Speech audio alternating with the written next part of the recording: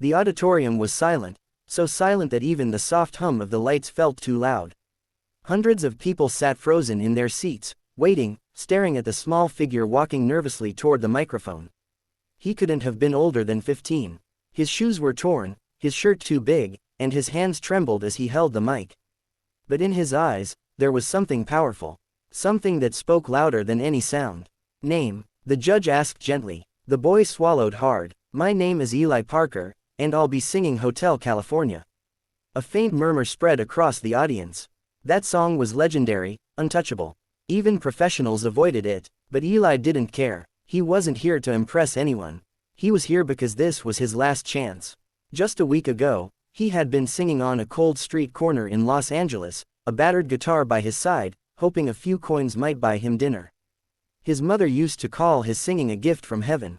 But heaven had been silent for a long time. Ever since the night she passed away, music was all he had left of her. Now, as he stood under the bright lights, the same melody that once echoed through their tiny apartment began to play in his head. He closed his eyes, and then, he sang. The first note broke the silence like dawn breaking through a storm. His voice was raw, aching, with the kind of emotion that couldn't be taught. It came from a place too deep, too real. The audience leaned forward. The judges forgot to breathe. There was no boy on that stage anymore, only a soul crying out through the words of an old song. On a dark desert highway, cool wind in my hair. The words floated through the hall, trembling yet strong, fragile yet unstoppable. Every line carried the pain of every night he had gone to sleep hungry, the loneliness of every day he had walked past families holding hands, the memory of his mother humming the same tune while cooking dinner she could barely afford. Tears began to fall in the audience.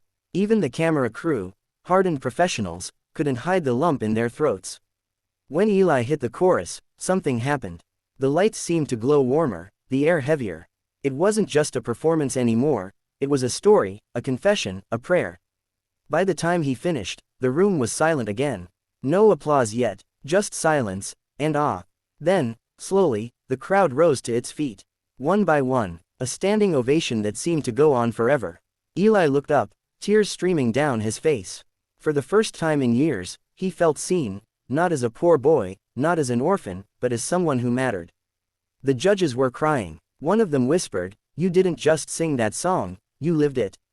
Eli smiled softly, whispering under his breath, "For you, Mom." And right then, at that exact moment, a boy who once sang for spare change on the street, began to sing his way into history.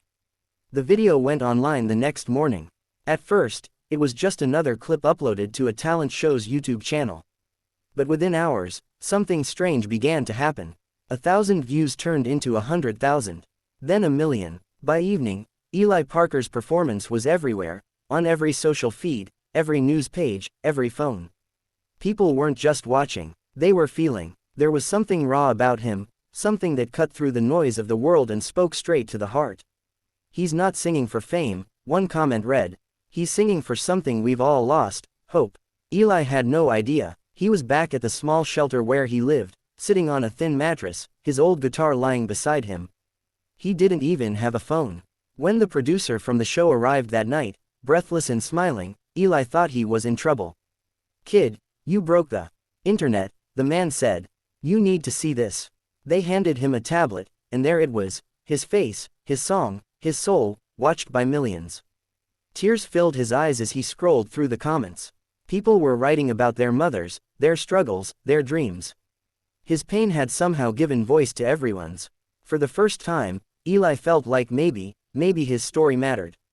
But fame, like fire, spreads fast, and burns brighter than anyone can control. The show invited him back for the next round. This time, the lights were bigger, the audience louder. He was wearing a borrowed jacket, his hair neatly combed. Yet deep down, he was still that same boy who sang on street corners. Backstage, other contestants whispered about him, some admiring, some envious. But Eli wasn't thinking about winning. He was thinking about a letter he had received that morning. It was from a girl named Sophie, a 12-year-old cancer patient from Texas. She had written, "Greater than, when I heard you sing, I felt like I could breathe again. I listen to your voice every night before I sleep. Thank you for making me brave." Eli had folded the letter carefully and placed it in his pocket. That night, when his turn came, he walked onto the stage, touched his chest where the letter rested, and smiled. He wasn't just singing anymore. He was carrying people's hearts with him. The second performance was different. He chose a slow, haunting song, something simple, something pure. When he began, the crowd didn't cheer.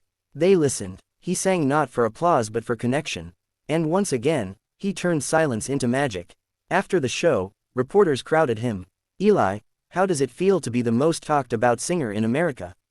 Do you realize you're trending in 50 countries?" He only shook his head and said softly, "I just hope my mom's proud of me. That's all." Days passed, then weeks. Offers poured in, music labels, interviews, sponsorships. But Eli turned most of them down. Instead, he began visiting children's hospitals, shelters, and schools, singing for those who couldn't come to him. He carried his mother's old words in his heart. Greater than, "Your gift isn't for you, Eli. It's for the world." At one hospital, he met Sophie, the little girl who had written him the letter. She was pale but smiling, her eyes full of light.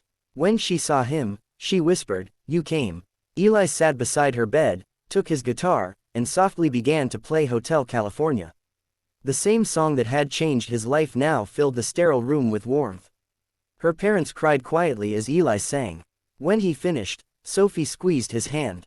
"Promise me you'll never stop singing," she said. "I promise," he whispered. That night, when Eli walked out of the hospital, something inside him shifted forever. He realized that fame fades, applause ends, but kindness echoes. Months later, during the show's grand finale, Eli stood once again on that massive stage. But this time, the crowd wasn't just there to hear a song. They were there to witness a story, a journey of a boy who turned his pain into purpose. Before he began, he looked up at the ceiling and murmured, "This one's for you, Mom, and for Sophie." As the music started, he closed his eyes and sang, not like a contestant, but like a messenger. Every note felt like a heartbeat, every lyric like a promise kept. By the end, there wasn't a single dry eye in the room. Judges stood, the audience roared, and when the host announced his name as the winner, Eli didn't raise his trophy. He simply raised his hand toward the sky and smiled through tears. The world saw a star. But Eli knew the truth. He wasn't made by fame. He was made by love. Fame had never been Eli's dream, but somehow, it found him. After winning the show, his life changed faster than he could comprehend. He was invited to every talk show, every red carpet, every interview. His voice had become a symbol of hope, a reminder that even the smallest light could pierce through the darkest night. But behind the applause and flashing cameras, Eli remained the same quiet, humble boy who once sang on street corners for coins. He still visited shelters, played for sick children, and smiled at strangers who told him how his music had saved their lives. Yet something inside him was changing. The more the world praised him, the lonelier he began to feel. Fame was loud, but silence still followed him home. One evening, Eli received a call from Sophie's mother. Her voice trembled. "Eli, Sophie's in the hospital again. She's asking for you." Eli's heart sank. Without a word, he grabbed his guitar and drove through the night to the children's hospital.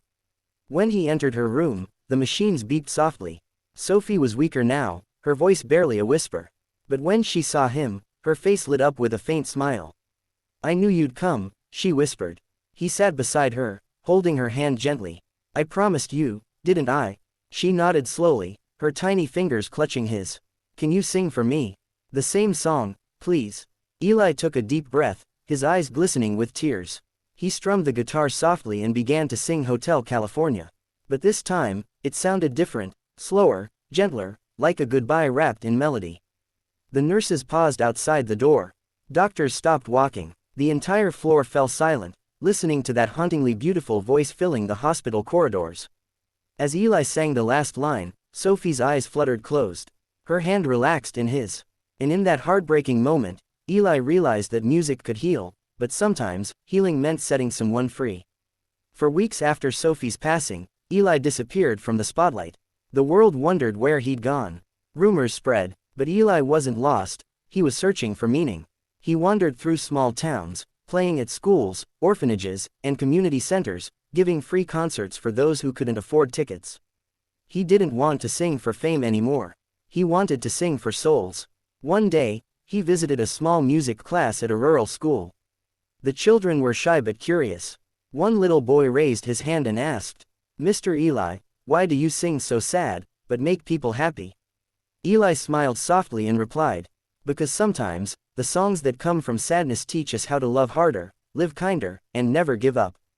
The teacher, holding back tears, said quietly, "That's the most beautiful thing I've ever heard." A year later, Eli was invited to perform at the biggest charity concert in the world, Voices for Hope. It was broadcast live to over 100 countries. When his name was announced, the stadium erupted with applause.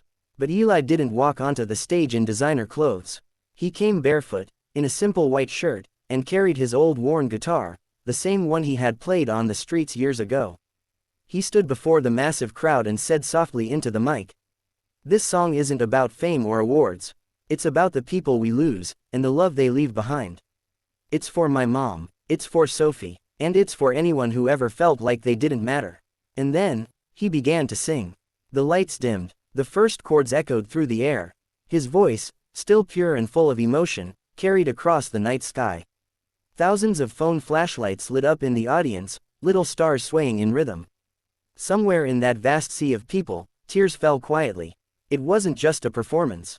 It was a prayer, a reminder that one person's pain, when turned into compassion, can heal a world full of broken hearts.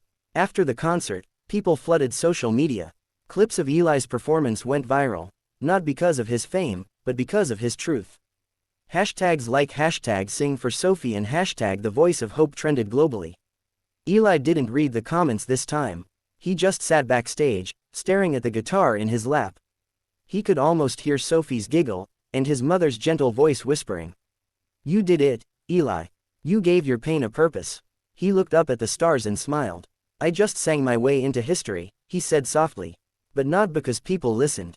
Because they felt. In the years that followed, Eli opened a foundation for underprivileged kids, teaching them music for free. He believed every child had a song inside them waiting to be heard. And sometimes, all they needed was someone to listen. Whenever he performed now, he always started with Hotel California. Not because it was his most famous song, but because it was the song that carried him from loneliness to love. And as his voice echoed across time, generations remembered him, not as a celebrity, not as a winner, but as the boy who sang the world back to kindness. Greater than no pain is wasted when it's turned into love. No voice is too small when it speaks from the heart. And sometimes, the song that changes the world begins with a single broken note.